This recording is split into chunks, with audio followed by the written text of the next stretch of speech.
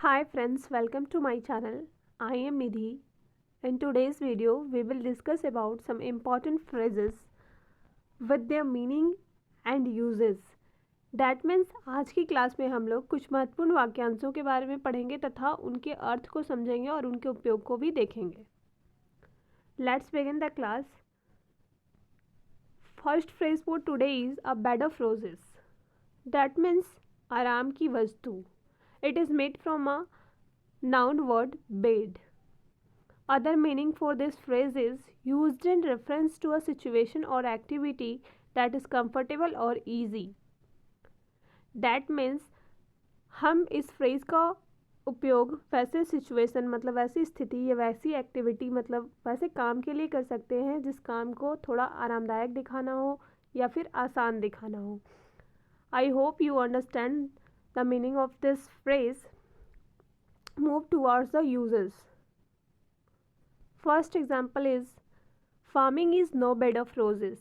That means खेती कोई आराम की वस्तु नहीं है. मतलब खेती करना कोई आराम की वस्तु नहीं है. जैसा कि हम लोग जानते हैं कि फार्मिंग का काम बहुत ही हार्ड वर्क होता है इसमें मतलब फार्मर को बहुत कठिन परिश्रम करनी पड़ती है, यानी कि ये कोई आसान काम नहीं होता है. Second example is caring of kids is no bed of roses. That means बच्चों की देखभाल करना भी कोई आसान काम नहीं है. अगर आपके यहाँ 2-4 बच्चे हैं, छोटे छोटे बच्चे हैं, तो उनकी देखभाल करना किसी एक व्यक्ति के लिए आसान नहीं होता. I hope you understand this phrase. Move towards the next phrase.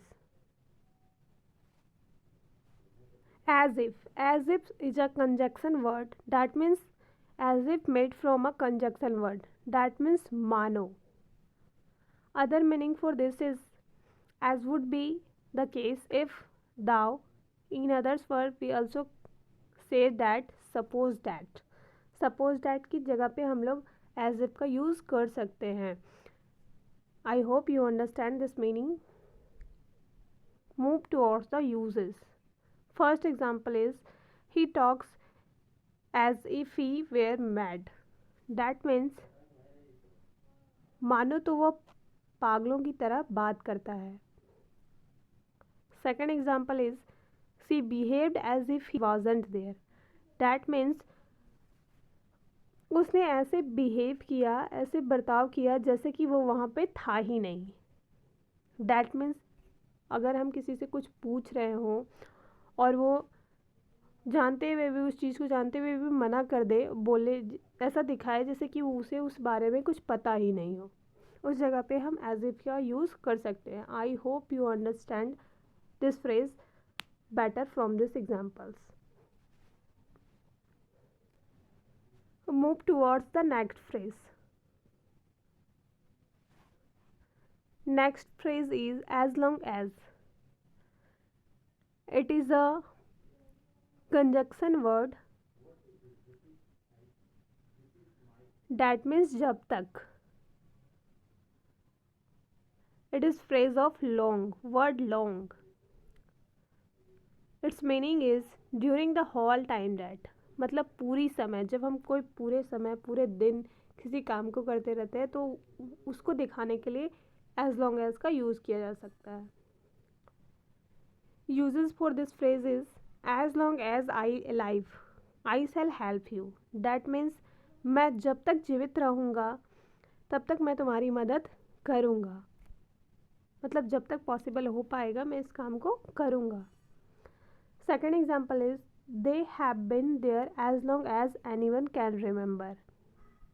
मतलब वे लोग तब तक यहाँ रहेंगे जब तक कि उन्हें कोई याद करता रहेगा, याद कर सकता है. मतलब जब तक हम याद कर सकते हैं किसी को तब तक वो यहाँ पे रहेगा, उसकी यादें हमारे साथ रहेंगी. Move towards the next phrase. As soon as made from a adverb word soon. That means ज्यों ही. Other meaning for this is at the moment when. मतलब उसी क्षण या फिर जब. Uses for this phrase is As soon as the thief saw the police, he ran away. That means ज्यों ही चोर ने पुलिस को देखा वह भाग गया. Second example is he came as soon as he could. मतलब वह जितनी जल्दी आ सकता था वह आया. I hope you understand this phrase well through this examples. Move towards the next phrase. After all is a common phrase made from a preposition word after. That means अंत में, आखिरकार या सब होते हुए भी. Other meaning for this phrase is used when something is different in reality to what somebody expected or thought.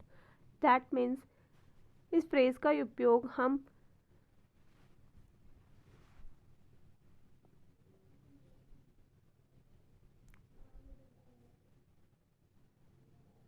ऐसी स्थिति के लिए कर सकते हैं जब कुछ एक्सपेक्टेड कुछ और हो. मतलब सपोज कुछ और किया जा रहा है, होने ऐसा अनुमान लगाया जा रहा है कि होने कुछ और वाला है और हो कुछ और जाता है और हमें उसे मानना पड़ता हो, तो उस जगह पे हम इस फ्रेज़ का यूज़ कर सकते हैं. Through uses you better understand this phrase. First example is after all he is your teacher. आखिरकार वो तुम्हारे शिक्षक हैं. मीन्स अगर कोई टीचर आपको पनिशमेंट दे या फिर किसी भी प्रकार का आपके साथ गलत बिहेव करे या कुछ भी करे, तो फिर भी हमें बताया जाता है कि वो तुम्हारे टीचर हैं. Second example is so you decided to come after all.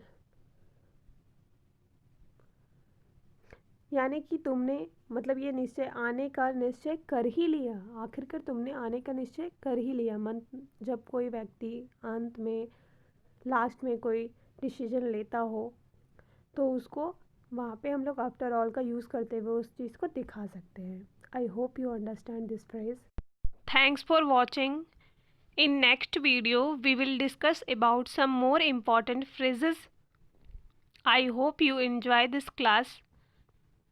If you like my videos, then subscribe my channel and press the bell icon for more videos like this.